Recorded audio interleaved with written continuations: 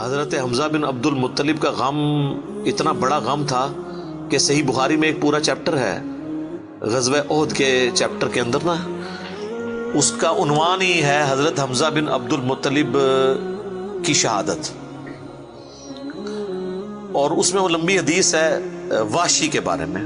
دو تابعین جو ہے وہ واشی کو ملنے کے لیے جاتے ہیں، وہ شام میں شفٹ ہو چکے ہوتے ہیں، اور ان سے جا کے حضرت حمزہ کا قتل کے بارے میں پوچھتے ہیں۔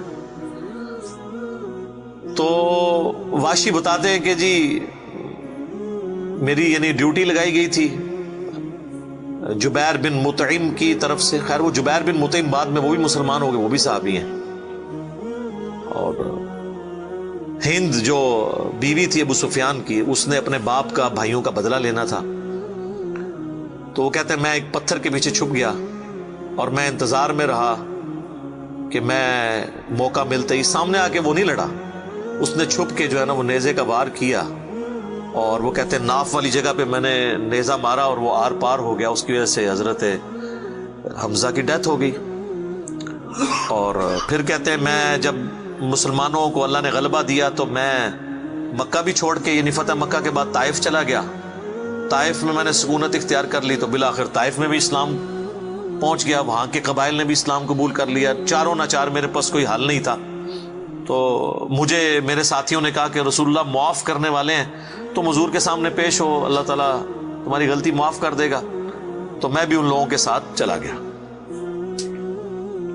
اب وہ نبی الاسلام کے سامنے پیش ہوئے، صحیح بخاری کے الفاظ ہیں کہ نبی الاسلام نے پوچھا واشی کہ یا رسول اللہ واشی ہوں، قاتل حمزہ کہ یا رسول اللہ۔ آپ امیجن کریں، آپ فرمایا کہ واشی تیرا جو یہ عذر ہے میں اس اعتبار سے اسلام قبول کرتا ہوں، لیکن کیا تم یہ کر سکتے ہو کہ مجھے اپنی شکل دوبارہ نہیں دکھانی؟ اچھا یہ حضور کا ہی حوصلہ تھا، ادروائز تو اس کا گاٹا اترنا چاہیے تھا، ٹھیک ہے، کیونکہ اب جب کہ غلبہ اسلام کا ہو گیا اس کے بعد اسلام قبول کرنا، لیکن حضور کی شفقت تھی۔ لوگ اگلے جملے کو تو دیکھتے ہیں کہ حضور نے کہا مجھے شکل نہیں دکھانی، اور وہ یعنی سمجھتے ہیں کہ شاید حضور نے سختی کی ہے یا ایک فنیٹک اپروچ ہے، ایسا نہیں ہے۔ آپ دیکھیں کسی کی جان بخشی ہو گئی ہے، یہ چھوٹی بات ہے۔ تو اس میں اکثر جملہ بولا کرتا ہوں کہ چچا سے زیادہ انسان کو اپنی اولاد سے محبت ہوتی ہے۔ قاتلین حسین جو ہیں، قاتلین حسن ہیں، ان کے ساتھ قیامت کے دن رسول اللہ کا کیا ایٹیچیوڈ ہوگا ایز کمپیئر ٹو قاتلین حمزہ ابن عبد المطلب۔ کوئی شخص دنیا میں کہہ سکتا ہے کہ جی مجھے اپنے چچا سے اپنی اولاد سے بھی بڑھ کے محبت ہے، تو اس کا تو ذہنی توازن بگڑا ہو تو لادہ بات ہے، یہ جھوٹ بول رہا ہوگا۔ تو یہ کربلا جو ہے یہ کوئی چھوٹی چیز نہیں میرے بھائیوں، اور اس سے یہ بھی پتا چلا کہ غم کبھی بھی ہلکا نہیں ہوتا۔ فتح مکہ کے بھی بعد کی یہ بات ہے، یعنی حضرت حمزہ کی شہادت کو کم از کم 5 سال تو گزر چکے تھے۔ 3 ہجری میں غزوہ احد ہوئی ہے اور 8 ہجری میں فتح مکہ، اس کے بھی بعد کا واقعہ ہے یہ، 8 کا بھی ہو سکتا ہے 9 کا بھی، چلو کم از کم بھی 5 سال۔ کسی نے حضور کو مشورہ نہیں دیا کہ سوگ تو 3 دن تک ہوتا ہے، لیکن یہ سوگ حمزہ نہیں تھا، یہ غم حمزہ تھا۔ ہم اختلاف کرتے ہیں سوگ حسین سے، غم حسین تو قیامت تک جاری رہے گا، جس میں یہ پیٹنے والا ماتم والا معاملہ نہ ہو، بلکہ حسین علیہ السلام کی اس دعوت کو یاد کیا جائے۔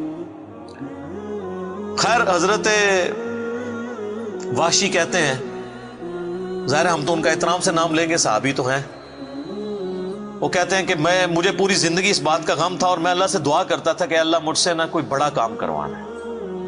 تو بخاری کے الفاظ ہیں، وہ کہتے ہیں جب مسیلمہ کذاب نے دعوی نبوت کیا تو میں نے اللہ سے دعا مانگی کہ اللہ میں نے اسلام کے سب سے بہترین شخص کو قتل کیا تھا، یعنی حمزہ کو، اس میں کوئی شک نہیں ہے، میرا تو اجتہاد ہے۔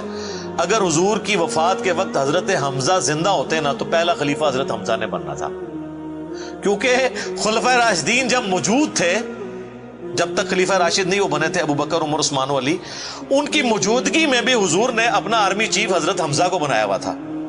بدر میں حضرت ابو بکر عمر عثمان و علی میں سے تو کوئی نہیں تھا حضور کی طرف سے آرمی چیف، یا حضور ظاہر ہے حضور علیہ السلام کو تو میدان جنگ میں وہ نہیں آنے دیتے تھے، خیمہ پیچھے لگاتے تھے۔ احد میں تو چونکہ کافر آپ کے خیمے تک پہنچ گئے نا، اس لیے پھر آپ کو فرنٹ سے لیڈ کرنا پڑا۔ ادروائز بدر و احد میں آپ خود آگے جا کے نہیں لڑے. اور حنین کے موقع پر بھی 12,000 کا لشکر تھا اور صرف 80 بندے رہ گئے تھے. صحیح بخاری میں آتا ہے 12,000 میں سے، اور حضور اکیلے آگے جا رہے ہیں. اور پھر آپ کی دلیری کی وجہ سے آپ نے، بخاری کے الفاظ ہیں، آپ نے زمین سے یوں مٹھی بھری مٹی کی اور یوں کافروں کی طرف بھیجی، اور قرآن میں اس کا ذکر ہے وَمَا رَمَيْتَ إِذْ رَمَيْتَ وَلَكِنَّ اللَّهَ رَمَىٰ. اے نبی جب تم نے وہ کنکریاں پھینکی تھی، وہ تم نے تو نہیں پھینکی تھی، وہ تو اللہ نے پھینکی تھی. بس وہ مبارک ہاتھوں کی وہ برکت تھی. جب آپ نے یوں مٹی پھینکی تو سامنے جو قبیلہ حوازن کے لوگ جن کے تیروں کا مقابلہ کوئی نہیں کر سکتا تھا، ہر ایک کی آنکھ تک وہ کنکر پہنچا، اور وہ اندھے ہو گئے. اور حضور فرنٹ سے لیڈ کرتے ہوئے انا النبی لا کذب، میں نبی ہوں اس میں کوئی شک نہیں، میں عبد المطلب کا بیٹا ہوں اس میں کوئی شک نہیں. یہ آپ علیہ السلام یہ اشعار پڑھتے ہوئے آگے گئے. تو نبی صلی اللہ علیہ وآلہ وسلم کے لیے حمزہ ابن عبد المطلب کی بڑی اہمیت تھی. تو اب واشی کہتا ہے جب مسیلمہ کذاب نے دعوی نبوت کیا تو میں نے اللہ سے دعا مانگی. دیکھیں اللہ تعالیٰ سب کی دعائیں سننے والا ہے. اور میں نے کہا یا اللہ مجھے موقع دے، میں اسلام کے بہترین شخص کو میں نے قتل کیا ہے تو میں اسلام کے بدترین دشمن کو بھی میں ہی قتل کروں. دیکھیں اسلام کا بدترین دشمن وہی ہو سکتا ہے نا جس نے دعوی نبوت کیا ہو اور مسلمانوں کی جمعیت توڑ دی ہو اس وقت میں جب حضور کی ڈیتھ ہو چکی ہے، لیڈر جا چکا ہے، اور پیچھے مینجمنٹ کو کمزور کرنے والی بات ہے ہزاروں لوگوں کا مرتد ہو جانا. تو وہ کہتے ہیں کہ میں جب جنگ یمامہ کے لیے ندا کی گئی تو میں بھی اس لشکر میں شامل ہوا، اور میں نے اپنے وہی نیزہ جس سے حضرت حمزہ کو مارا تھا، سر عمر سیریز میں انہوں نے یہ سین فلمائے ہیں، وہ نکالا اور اللہ سے مانگا. اور کہتے ہیں میں نے دیکھا کہ وہ گھنگریالے بالوں والا جو ہے وہ اونٹ کی رنگت کا اس کا جسم وہ دیوار کے ساتھ ٹیک لگائے ہوئے کھڑا ہے. تو میں نے پوچھا کہ وہ مسیلمہ کذاب کون سا ہے، تو انہوں نے بتایا یہ ہے.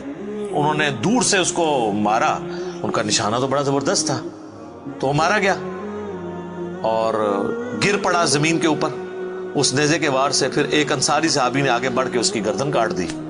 تو پھر وہ کہتے تھے کہ مجھے اللہ سے امید ہے کہ اللہ تعالیٰ اس نیکی کی برکت سے میری وہ غلطی معاف کر دے گا. ٹھیک ہے، ویسے تو اسلام لانے ہی غلطی معاف کر دیتا ہے. صحیح مسلم میں حدیث ہے کہ ایمان لانا پچھلے کے گناہوں کو معاف کر دیتا ہے. لیکن سر کچھ گناہ بہت بڑے لیول کے ہوتے ہیں، اس کے لیے بہت بڑے لیول کی نیکی چاہیے ہوتی ہے اس کی کمپنسیشن کے لیے. چونکہ حضور بھی تو اس اعتبار سے تو حضرت واشی حضور کے سامنے نہیں آتے تھے نا، اور یہ کتنی بڑی ان کے لیے تکلیف دہ چیز تھی کہ جس نبی کا کلمہ پڑھا ہے وہ کہہ رہے ہیں مجھے شکل نہیں دکھانی. آپ اس تکلیف کو سوچ سکتے ہیں. ہاں اب میں یہ سمجھتا ہوں، اللہ سے امید کرتا ہوں کہ قیامت والے دن حضرت واشی حضور کے سامنے اس اعتبار سے پیش ہو سکتے ہیں کہ مجھ سے یہ غلطی ہوئی تو یا رسول اللہ دیکھیں آپ کے سب سے بڑے دشمن کو بھی میں نہیں قتل کیا. تو یہ بہت بڑی سعادت ان کو ملی. رضی اللہ عنہم اجمعین وعلیہم السلام. صلاۃ بر محمد وآل محمد. اللہم صلی علی محمد وعلی آل محمد واصحابہ اجمعین الی یوم الدین.